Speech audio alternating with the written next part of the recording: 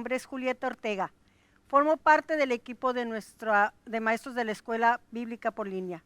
Gracias por acompañarnos nuevamente y ser parte de lo que Dios está haciendo. Recuerde tener con usted un cuaderno y pluma para sus anotaciones y de anotar las frases que mencionaré durante la clase y enviármelas a mi mensaje.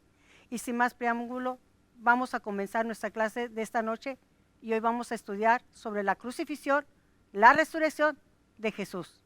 Y bueno, como cristianos, cuando hablamos acerca de la crucifixión, lo que pensamos es en la cruz y Jesús. Y hasta allí llegamos. Hoy vamos a aprender que hay más. Vamos a ir a través de la escritura y la historia para tener un panorama más grande sobre el significado de la crucifixión, muerte y resurrección de Jesucristo. Pero, ¿qué es en sí la muerte por crucifixión? Bueno, el orador romano Cicerón la calificó como el castigo más cruel y deshonroso, el más miserable, más doloroso, apropiado solo para los esclavos. Era considerado el sumo suplicio, la pena máxima. Es peor que ser quemado vivo, decapitado o ser lanzado a las fieras salvajes. En el mundo romano, las crucifixiones eran bastante comunes. Aunque el emperador Constantino eventualmente prohibió dicha práctica, durante cientos de años, en la época de la República y el Imperio, hubo víctimas.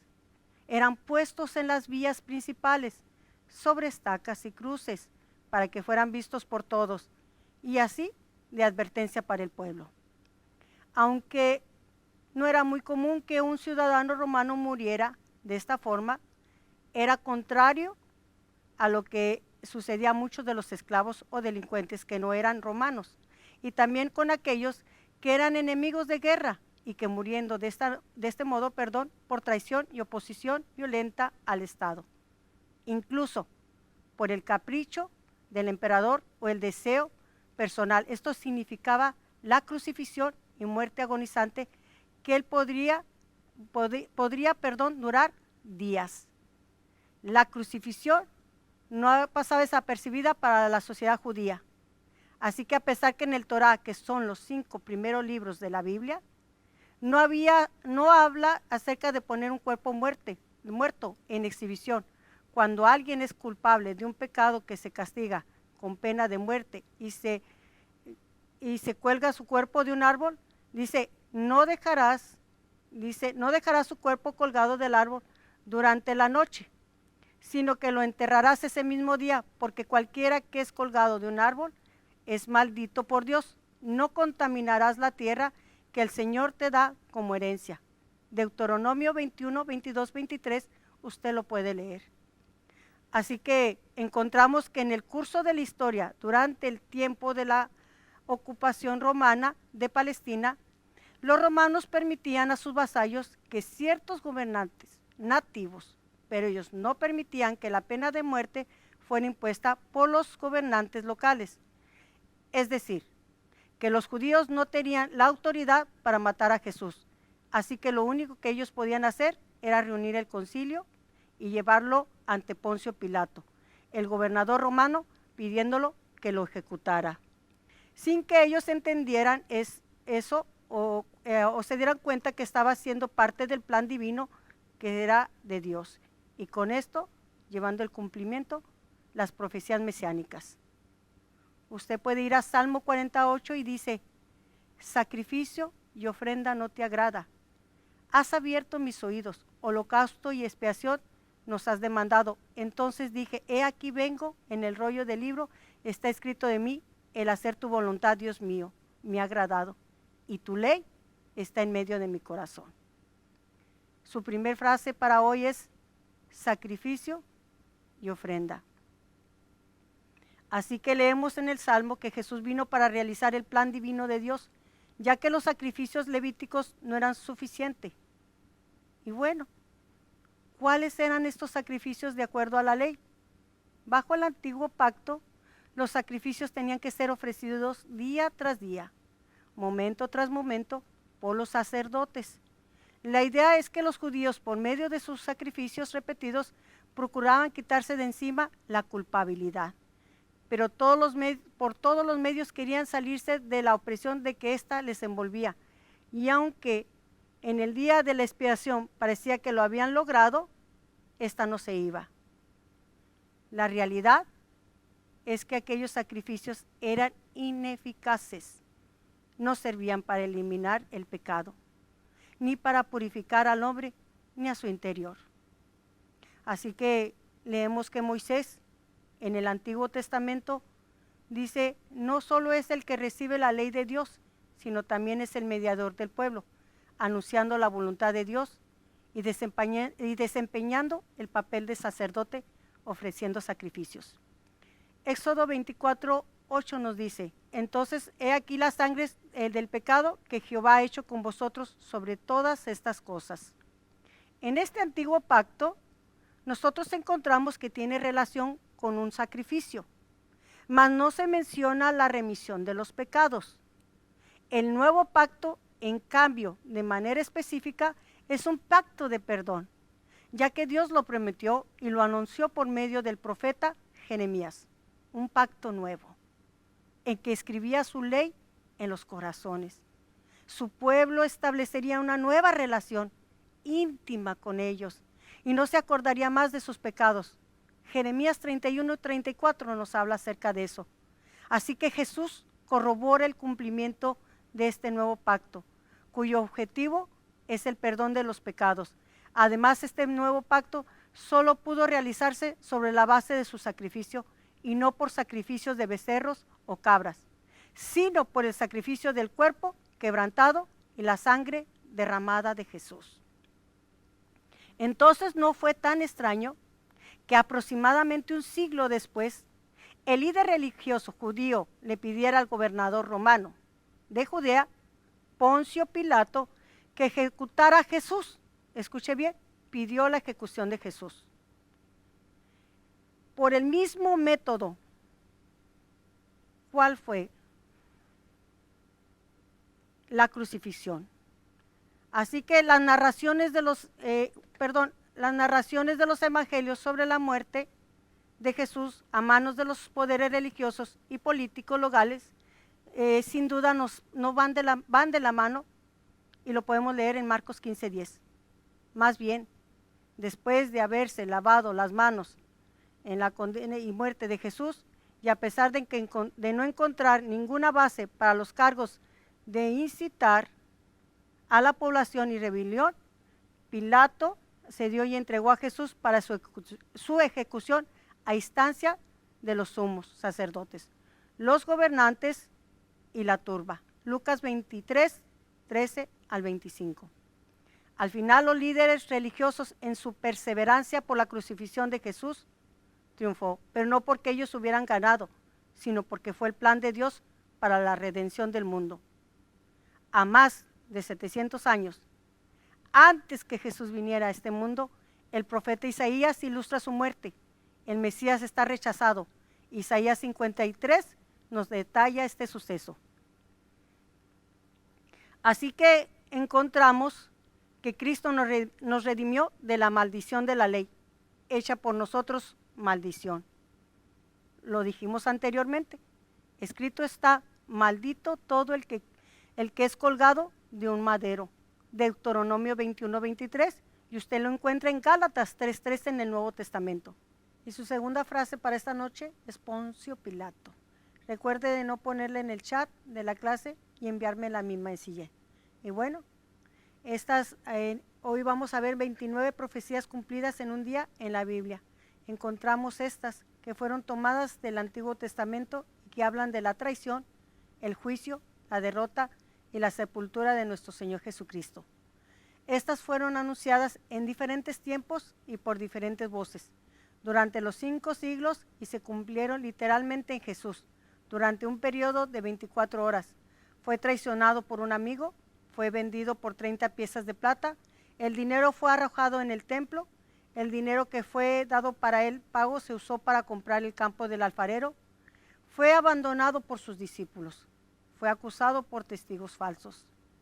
Él se mantuvo en silencio ante sus acusadores. Él fue herido y molido en su cuerpo.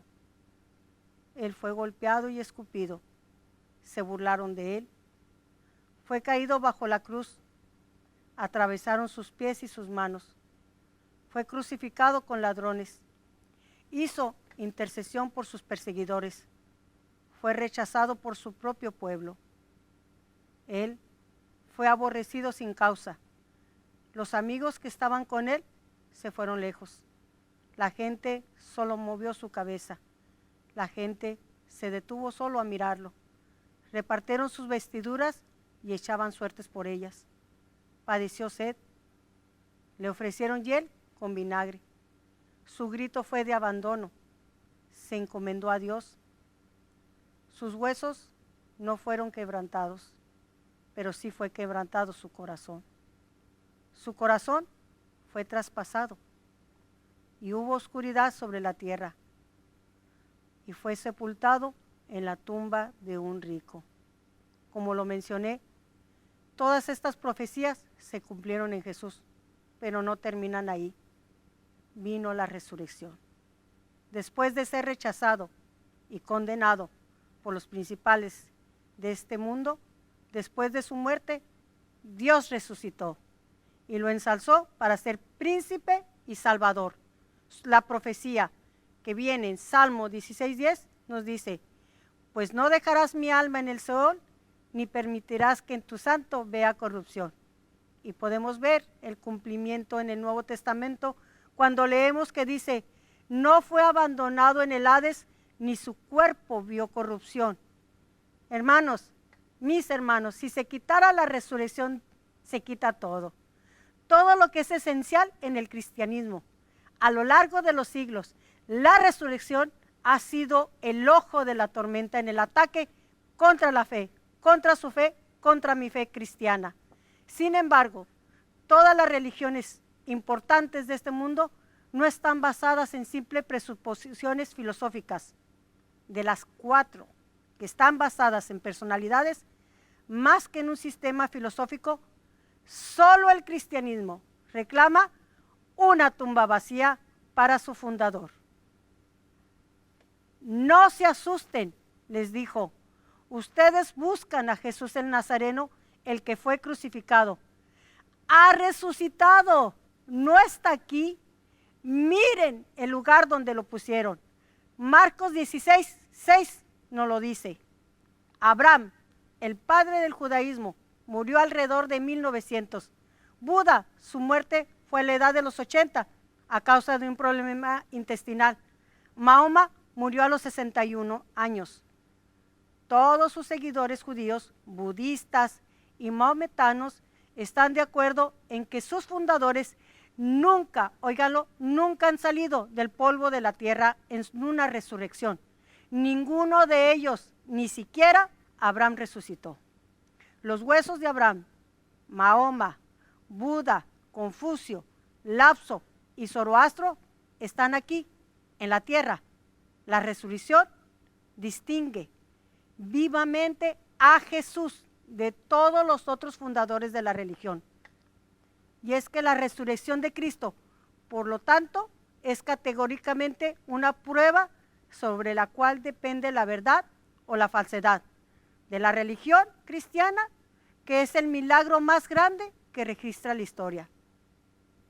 La resurrección es de suma importancia porque complementa nuestra salvación. Jesús vino para salvarnos del pecado y su consecuencia de la muerte, porque la paga del pecado es muerte, mientras que la dádiva de Dios es vida eterna en Cristo Jesús, nuestro Señor. Lo podemos leer en Romanos 6:23. Así que la resurrección, distingue a Jesús de todos los otros fundadores de religiones. Mis hermanos, la tumba de Jesús está vacía. Él dijo que resucitaría al tercer día después de que fuera crucificado. Ninguno de los fundadores de las religiones conocidas en la humanidad jamás se atrevió a decir algo así. Jesús no solo predijo su muerte, sino también su resurrección. Marcos 8:31 nos lo dice de esta manera. Luego comenzó a enseñarles: el Hijo del Hombre tiene que sufrir muchas cosas y ser rechazado por los ancianos, por los jefes de los sacerdotes y por los maestros de la ley. Es necesario que lo maten y que a los 3 días resucite. Describió su resurrección como una señal. Pablo, al comienzo de su carta a los romanos, declara que Jesús fue declarado Hijo de Dios con poder según el Espíritu de Santidad, por la resurrección de entre los muertos. Romanos 1:4 nos lo dice. Y en los primeros sermones de Hechos encontramos que estos afirman repetidamente que por la resurrección Dios ha cambiado la condición de la humanidad y ha vindicado a su Hijo. Así es.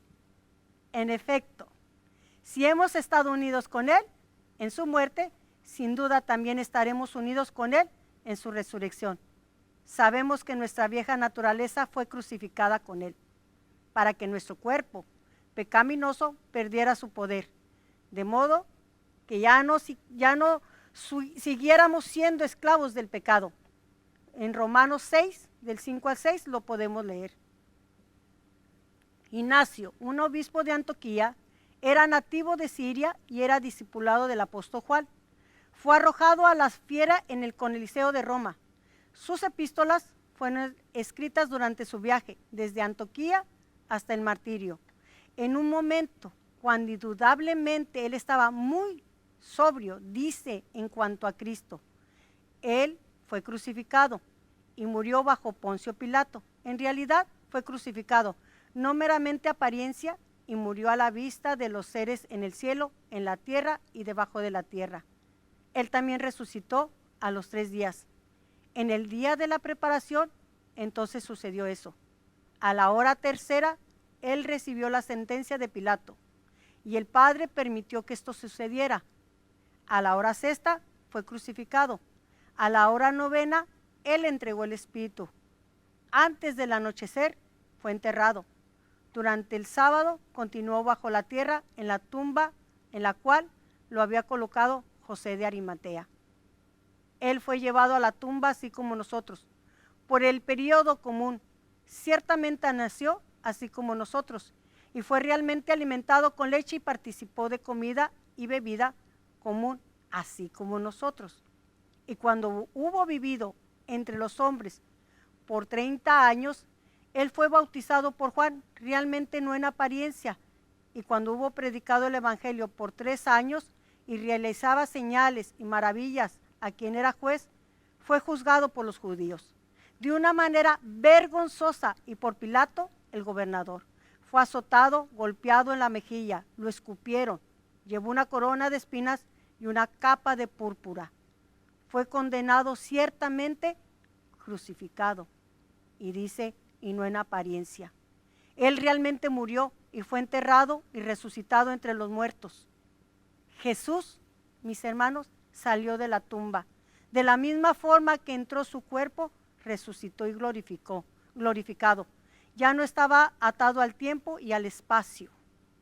Y en esta noche su tercer frase es tumba vacía.